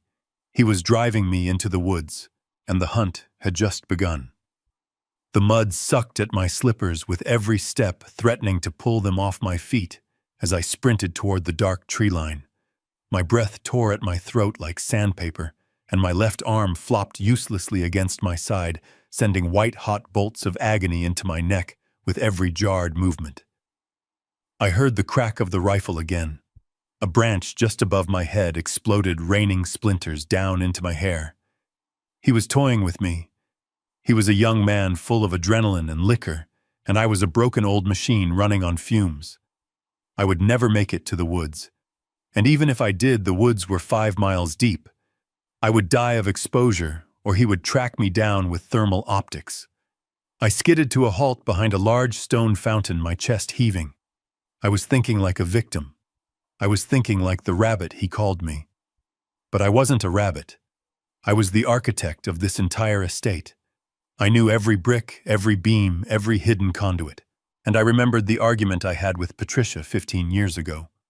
She had screamed at me for spending $50,000 on the wine cellar renovation. She called it a vanity project. She said I was paranoid when I insisted on reinforcing the foundation and installing a separate ventilation system. She didn't know the half of it. I hadn't just built a wine cellar. I had grown up during the Cold War, and that fear never really leaves you. I had built a bunker. I looked back at the house. The garage was to my right. The entrance to the cellar was an external storm door tucked away behind the hydrangea bushes on the east wing. It was closer than the woods, but I had to cross the open lawn to get there. I took a deep breath. I waited for the rhythm of Lucas's taunts. "Come on, Dad," he shouted from the balcony. "Don't be boring. Run!" I broke cover. I didn't run away from the house. I ran parallel to it, diving toward the shadow of the east wing. The rifle cracked. A bullet kicked up turf 3 feet behind me. I heard Lucas curse. He realized I wasn't playing his game anymore. I heard the heavy thud of him jumping from the low balcony to the driveway. He was coming. I crashed through the hydrangea bushes, the branches whipping my face. There it was, the slant doors of the cellar. I fell to my knees, fumbling with the handle. It was rusted. It hadn't been opened from the outside in years. "Please," I whispered, gritting my teeth. "Please." I yanked with my good arm. The metal groaned but held fast. I could hear Lucas running on the gravel driveway. He was fast. He would be here in seconds. I jammed my fingers under the lip of the door and pulled with my entire body weight, screaming as the effort torqued my dislocated shoulder. The rust gave way with a screech of tearing metal. The door flew open. I threw myself into the black void of the stairwell, tumbling down the concrete steps. I hit the bottom landing hard, rolling onto my back. Above me, the rectangle of the night sky was suddenly blocked by a silhouette. Lucas stood at the top of the stairs, the rifle raised. "Goodbye, Dad," he panted. I kicked the internal door shut. It looked like a standard heavy oak door, the kind you find in any wine cellar. Lucas fired. The sound was deafening in the enclosed space. The bullet punched through the wood. But then it hit what was underneath. A distinct metallic clang rang out like a church bell. The bullet flattened against the 10 centimeters of hardened steel plating I had sandwiched between the oak panels. I scrambled to the wheel lock mechanism on the wall. I spun it. Heavy steel deadbolts the size of my forearm slammed into the concrete frame with a thud that vibrated through the floor. I was safe. I collapsed against the cold concrete floor, sliding down until I was sitting in the dark. I could hear Lucas outside screaming inarticulately, smashing the butt of the rifle against the steel door. He could pound on it all night. He could drive a tank into it. That door was rated to withstand a direct hit from a grenade launcher. I fumbled in the darkness for the switch on the wall. A bank of red emergency lights flickered on, bathing the room in a crimson glow. The room was lined with dusty wine bottles, hundreds of thousands of dollars of vintage Bordeaux and Pinot Noir. But behind the racks on the far wall was a metal panel. I walked over, dragging my feet, and punched in a code on the keypad. 1982. The year I started the company. The panel slid open, revealing my true legacy. It wasn't money, it was preparation. Inside was a bank of high-definition monitors linked to hidden pinhole cameras all over the property. There was a medical kit. There were rations. And sitting in a cradle was a satellite phone, a heavy, rugged device connected to a dedicated dish concealed in the chimney. It was independent of the house lines, independent of the cell towers. It was my voice to the outside world. But first I had to fix myself. I couldn't make a call. I couldn't think. The pain in my shoulder was a white noise that drowned out everything else. I looked at the medical kit. I took out a roll of heavy gauze and a bite stick. I walked to the steel shelving unit that held the wine. I took a swig from a bottle of brandy, smashing the neck against the shelf to open it. The alcohol burned my throat, but it dulled the edge of the panic. I wedged the bite stick between my teeth. I positioned my useless left arm, hooking my wrist through the metal bracing of the shelf. I had to do this. I was an engineer. It was just a mechanical linkage that had slipped out of its socket.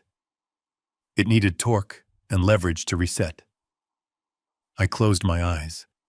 I counted to 3. I threw my body weight back and rotated my torso. The crack was sickening. The pain was absolute. It felt like a lightning bolt had struck the center of my chest. I screamed around this bite stick, my vision going black for a second. I hung there panting, sweating, shaking uncontrollably. But when the wave of nausea passed, I felt the humerus settle back into the glenoid cavity. The sharp agony was replaced by a dull, heavy throb. It was done. I bound my arm to my chest with the gauze, making a makeshift sling. I took another drink of the brandy. Then I turned to the monitors. The screen labeled Driveway Cam 2 showed the front of the house. Lucas was pacing back and forth, still holding the rifle. He was on his cell phone, gesturing wildly. He looked scared. Good. But then headlights swept across the lawn. A vehicle was approaching. My heart leaped. Had the neighbors heard the shots? Was it the police?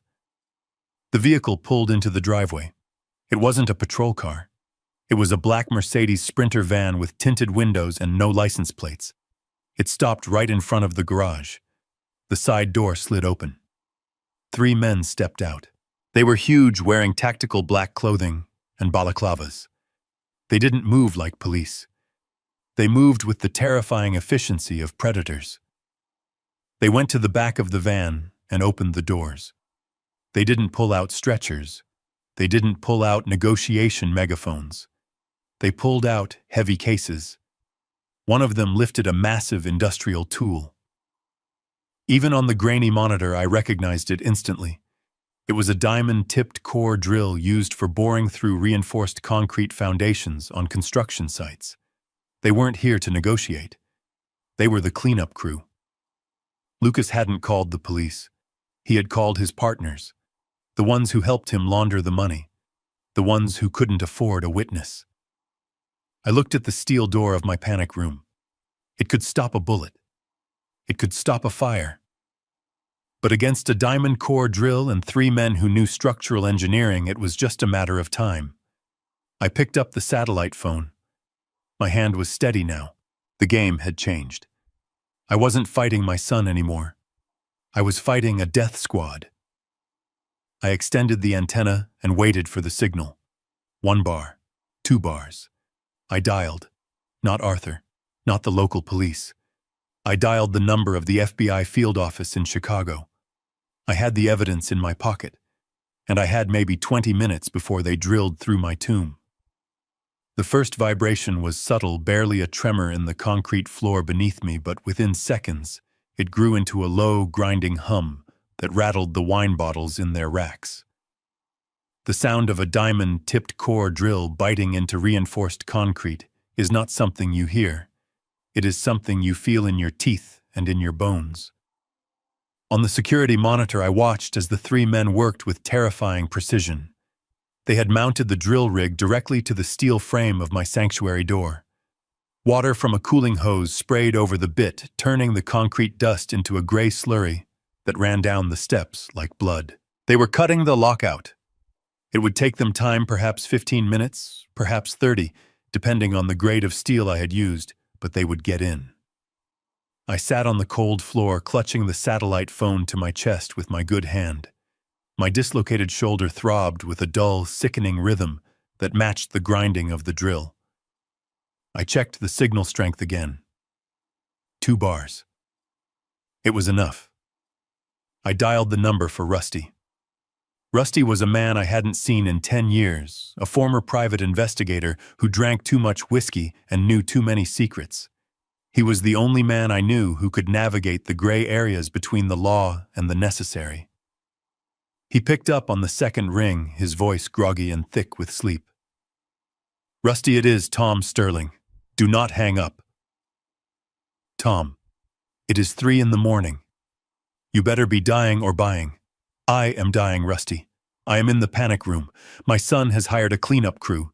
They are drilling through the door. I need the cavalry." The line went silent for a heartbeat. Then the sleep vanished from Rusty's voice, replaced by a sharp alertness. "Where is the local PD, Tom?" "Compromised. Lucas owns them. I called the Chicago field office of the FBI, but I am just a voice on a phone to them. They need verification. They need to know this is real. You still have contacts in the bureau, don't you?" "Yeah, I do. Are you safe right now? I have maybe 20 minutes before they breach." "Hang tight, Tom. I am calling Agent Miller. He owes me a life. I will get a tactical team rolled out from the city, but 20 minutes is tight. You have to buy time. Do not let them in." The line went dead. I lowered the phone, my hand shaking. 20 minutes. It sounded like such a short amount of time in a normal life. 20 minutes to drink a coffee. 20 minutes to read a newspaper. But in a steel box with 3 killers at the door, 20 minutes was an eternity. Suddenly, the grinding noise stopped. Silence rushed back into the room, heavy and suffocating. I looked at the monitor. The men were not reloading the drill. They were stepping back. Had they given up? No. They were talking to Lucas. My son was standing at the top of the stairs, gesturing wildly. He handed one of the men a red tank, a propane tank taken from the large barbecue grill on the patio. My stomach turned. I knew exactly what they were planning. They realized the drill was too slow. They realized that a bunker is only safe as long as the environment inside is survivable. I heard a click from the ceiling. The gentle whir of the ventilation fan died. They had found the external intake vents concealed in the fake rocks by the garden and severed the power. The air in the room suddenly felt still and dead. Then came the hiss, a soft sibilant sound coming from the intake vent near the floor. I smelled it immediately. The rotten egg stench of mercaptan, the chemical added to propane to warn of leaks. But this wasn't a leak. This was an extermination. Propane is heavier than air. It would sink to the floor, filling the room from the bottom up, displacing the oxygen. If I didn't suffocate, the gas would eventually reach a concentration where a single spark would turn this concrete room into a bomb. Lucas was trying to smoke me out. He was pumping gas into a sealed chamber. "Dad, I know you are in there." Lucas's voice came through the thick steel, muffled but audible. "It is getting a little stuffy, isn't it? Just open the door. We can talk. I don't want you to suffer." I didn't answer. I didn't waste my breath. I scrambled to the metal cabinet in the corner, my movements clumsy and desperate. I yanked the door open. Inside, sitting on the top shelf in a sealed vacuum bag, was my M40 field protective mask. I had bought it years ago during the anthrax scares, a paranoid purchase that Patricia had mocked for months. She called me a doomsday prepper. She called me crazy. God bless crazy. I tore the bag open. I pulled the straps over my head, wincing as the movement pulled at my injured shoulder. I tightened the seals against my face, ensuring an airtight fit. I took a sharp breath. The air tasted like rubber and charcoal, but it was clean. The filter was working. I sat back against the wall, breathing heavily, the sound of my own respiration loud and raspy inside the mask. I was safe from the gas for now, but I was blind to the smell. I wouldn't know when the room was saturated. I wouldn't know when the mix was volatile. I looked at the monitor again.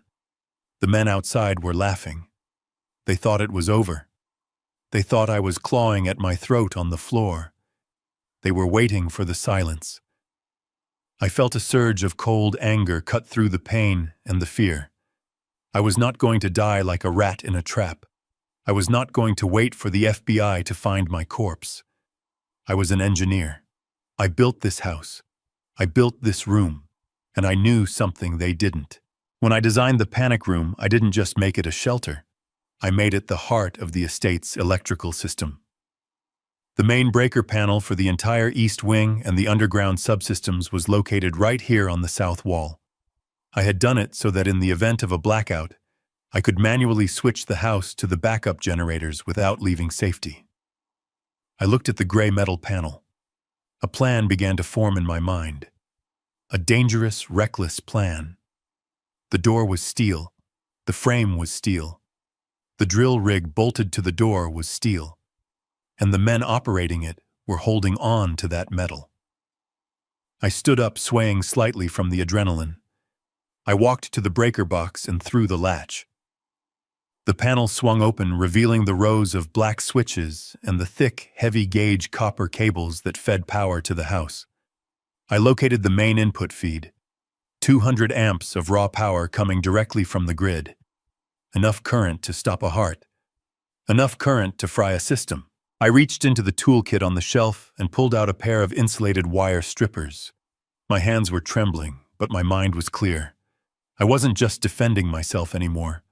I was weaponizing my prison.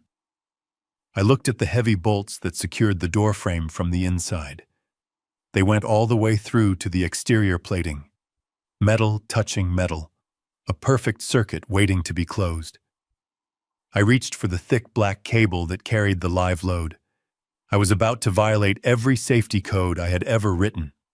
I was about to turn the door of my panic room into a giant electrified fence. If the FBI was 20 minutes away, I needed to make sure that for the next 20 minutes, nobody touched that door without paying a price. I gripped the cable cutter. I took a deep breath of the filtered air. "You want to play with power, Lucas?" I whispered inside my mask. "Let me show you what real power looks like."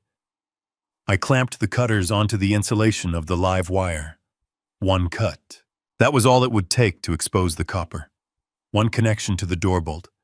And then anyone who touched that handle, anyone who leaned on that drill, would become part of the circuit. I squeezed the handle. The rubber insulation sliced open. I saw the glint of raw copper. I looked at the monitor one last time. The lad mercenary was reaching for the drill handle, ready to start boring again. Not today. I grabbed the exposed wire with my insulated pliers and moved toward the door. The gas hissed around my ankles, a silent, invisible ocean of death. But in my hand I held the lightning, and I was ready to strike. The tip of the diamond drill bit broke through the inner layer of steel with a shriek that sounded like a dying animal. Sparks showered down onto the concrete floor, illuminating the dark cellar in brief, violent bursts. I watched the metal turning red-hot around the breach, and I knew I had less than 2 minutes. The lock was gone. They were just cutting away the final hinges, now preparing to kick the door down and end the life of the man who built their fortune. I stood up, my legs trembling, not from fear, but from the adrenaline that was coursing through my veins like ice water. I looked at the breaker panel. I had stripped the main 200-amp feed, the thick black cable that pulsed with the heartbeat of the grid. But a wire alone was not enough. I needed a medium. I needed a trap that they wouldn't see until it was too late. I moved to the corner where the emergency fire suppression valve was located. It was a manual system designed to flood the floor in case a fire threatened the vintage collection. I gripped the red wheel with my good hand. My shoulder throbbed, a dull, heavy ache that reminded me I was mortal, but I shoved the pain into a box in my mind and locked it tight. I spun the wheel. Water gushed out of the spigot at the base of the wall. It wasn't a sprinkle. It was a torrent. Cold, clear water poured onto the concrete, swirling around my feet, mixing with the gray slurry of drill dust. I watched it spread. It flowed across the uneven floor, seeking the lowest point, which was exactly where I knew it would be. The doorway. I stepped back, retreating to the rubber safety mat in front of the electrical panel. I was an engineer. I knew the rules of conductivity. I was standing on rubber. They were standing on wet concrete. I took the exposed copper end of the live cable. It was heavy, thick as my thumb. I didn't have time to be delicate. I threw the cable toward the door. The copper end splashed into the widening pool of water just inches from the steel threshold. It snaked through the liquid, a sleeping viper waiting to be woken up. I put my hand on the main throw switch of the panel. This wasn't a standard breaker. This was an industrial disconnect. When I threw this lever, it wouldn't just trip if there was a surge. It would hold. It would pump 240 volts of raw, unadulterated current into that water until the wires melted or until the grid failed.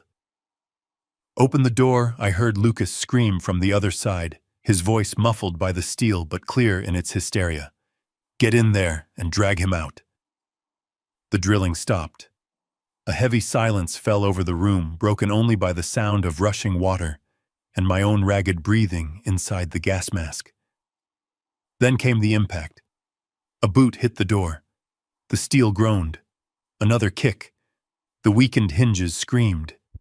I gripped the rubber handle of the switch, my knuckles white. I whispered a prayer, not for forgiveness, but for steady hands.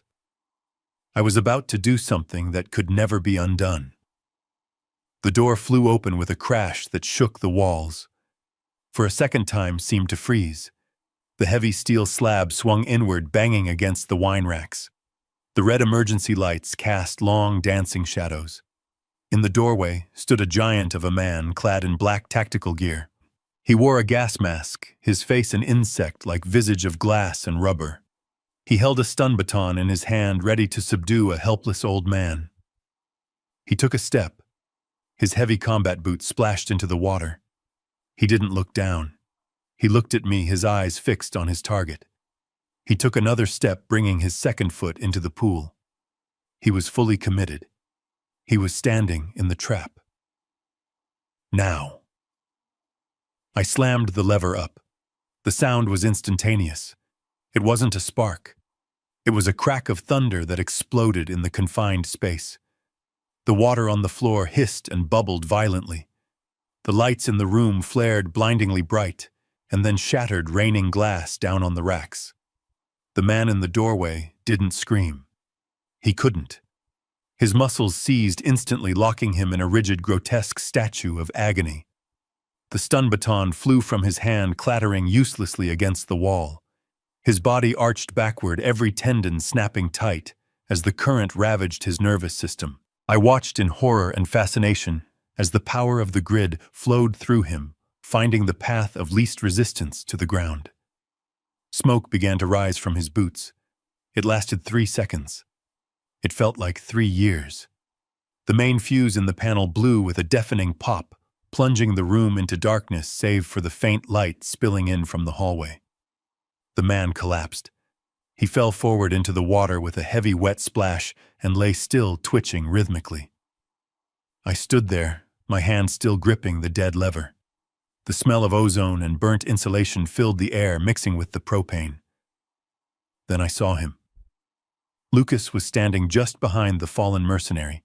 He had been shielded by the man's body.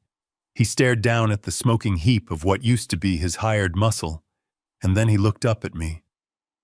His face was pale, his eyes wide with a terror that bordered on madness. He realized in that moment that I wasn't playing a game. He realized that the father who had paid for his college, who had bought him his cars, who had given him everything, was capable of killing him. He raised the rifle. His hands were shaking so badly the barrel wavered in the air. "You," he stammered, his voice a high-pitched squeak. "You killed him. You're a monster." I stepped away from the panel, my back pressing against the cold wine racks. "I am what you made me, Lucas," I said, my voice flat inside the mask. "Shoot him!" A voice shrieked from the darkness of the stairwell. It was Patricia. She pushed past Lucas, her face twisted into a mask of pure, unadulterated hate. She didn't look at the dead man. She looked only at me. "Shoot him, Lucas!" she screamed, pointing a manicured finger at my chest. "Shoot his skull off before he ruins everything. Do it now." Lucas steadied the rifle. He looked at his mother, then he looked at me. The fear in his eyes hardened into resolve. He was going to do it. He was going to pull the trigger. I closed my eyes. I had fought. I had survived the poison, the fall, the hunt. But I couldn't stop a bullet. Then the world exploded. A deep rhythmic thumping sound vibrated through the ceiling, growing louder with every second until it drowned out Patricia's screaming. The wine bottles rattled in their racks. Dust fell from the concrete beams. Choppers. Suddenly, the reinforced skylight high above the cellar, the one I had installed to let in natural light during the day, shattered inward. A massive block of glass and metal crashed to the floor between me and Lucas. Before I could process what was happening, a small dark object dropped through the broken window. It hit the floor and rolled. Flashbang, I thought, turning my head away, instinctively burying my face in my arm. Boom! The concussion was like a physical punch to the gut. A blinding white light seared through my eyelids, followed by a ringing silence that erased all other sound. I fell to my knees, disoriented, the world spinning. Through the ringing in my ears, I heard the sound of ropes zipping. Heavy boots hit the floor.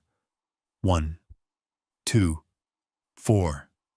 "Federal agents," a voice roared, cutting through the chaos like a knife. "Drop the weapon! Drop it now!" I cracked my eyes open. Red laser dots danced in the smoke-filled room. 4 men in full FBI tactical gear had rappelled down into the cellar. Their weapons were trained on Lucas. Lucas stood there, frozen, the rifle still half raised. He looked at the agents, then he looked at the dead mercenary at his feet. The gun slipped from his fingers and clattered to the floor. "Get on the ground!" the agent screamed, advancing on him. Lucas dropped to his knees, putting his hands on his head, sobbing. Patricia stood behind him, her mouth open in a silent scream of denial as an agent moved to cuff her. I slumped against the wall, sliding down until I hit the floor. I pulled the gas mask off, letting it drop into the water. I took a deep breath of the dusty, smoky air. It tasted like victory. It tasted like freedom. An agent moved toward me, his weapon lowered. "Mr. Sterling," he asked, his voice urgent, "are you injured?" I looked at him. I looked at my dislocated shoulder. I looked at the carnage in the room. I looked at my son being dragged away in handcuffs. "I am alive," I whispered. "I am alive." The ringing in my ears from the flashbang grenade slowly faded, replaced by the sharp metallic click of handcuffs ratcheting tight. It is a sound that signals the end of freedom, and for my family it was the sound of a permanent eviction from the life of luxury they had taken for granted.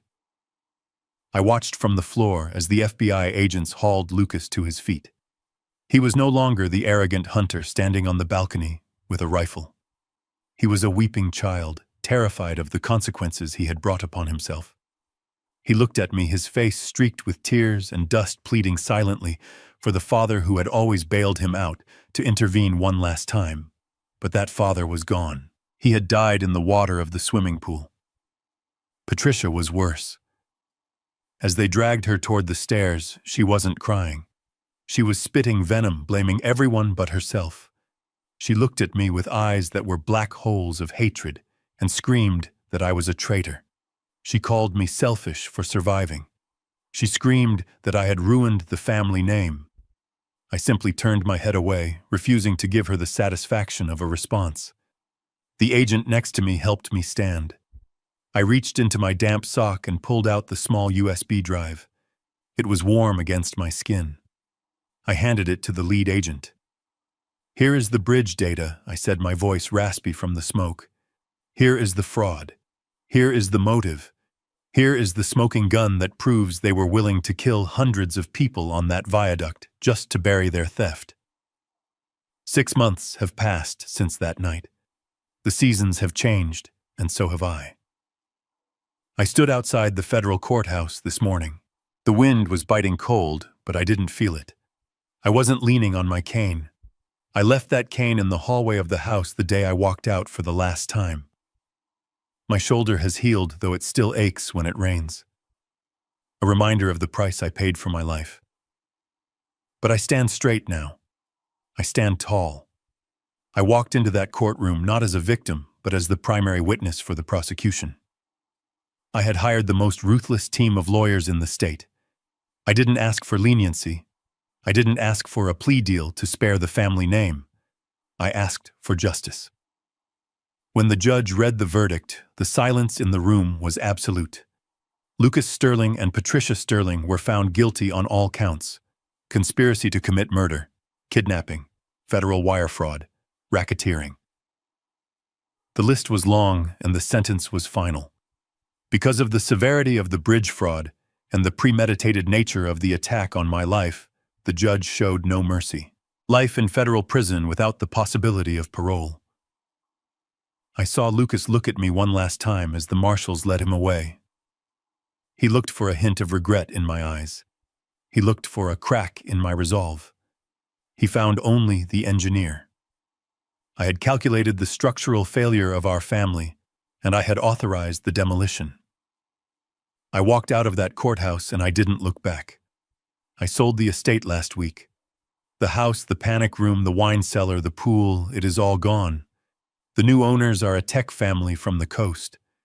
I hope they find more happiness in those walls than I did. I didn't keep the money. I don't need millions to be happy. I kept enough for a small, quiet apartment in the city and my medical bills. The rest, $30 million, went into a trust. I established the Thomas Sterling Scholarship for aspiring engineers. It is for kids who come from nothing. Kids who have dirt under their fingernails and fire in their bellies. Kids who know the value of building something real and who would never dream of taking a shortcut that endangers lives. Now I am sitting in a small coffee shop on the corner of 4th and Main. The coffee is cheap, but it tastes better than any vintage wine I ever had in that cellar because it tastes like peace. I have a pen in my hand and a piece of stationery. I am writing a note to Dr. Evans, the man who first told me to trust my gut, the man who handed me a blank sheet of paper months ago and told me to write down my fears when I first suspected something was wrong. I write just 2 sentences. Dear Doctor, thank you for the paper. Now it is my turn to redesign my life. I put the pen down. The sun is shining through the window, warming the table. For the first time in 20 years, I am not looking over my shoulder. I am not wondering who is watching me on a camera or who is listening to my calls. I am just an old man with a cup of coffee and a second chance. I am the architect of my own future, and this time I am building it on a foundation that cannot be broken. This story teaches us a painful but necessary lesson about the nature of trust. We often grow up believing that family is a sanctuary, a place where we are safe no matter what. But the truth is that blood is not a binding contract for abuse. True loyalty must be earned, and blind trust is a liability even with the people you love the most. You must be the architect of your own safety and dignity. Never apologize for surviving, and never let anyone tell you that you are too old or too weak to fight for your existence. Sometimes you have to burn the bridge to stop the enemy from crossing. If this story kept you on the edge of your seat and made you think about the value of resilience, please hit that like button and subscribe to the channel for more stories like this. I want to know what you would have done in my shoes. Would you have forgiven them, or would you have pressed the button just like I did? Let me know in the comments below because I read every single one. See you in the next story.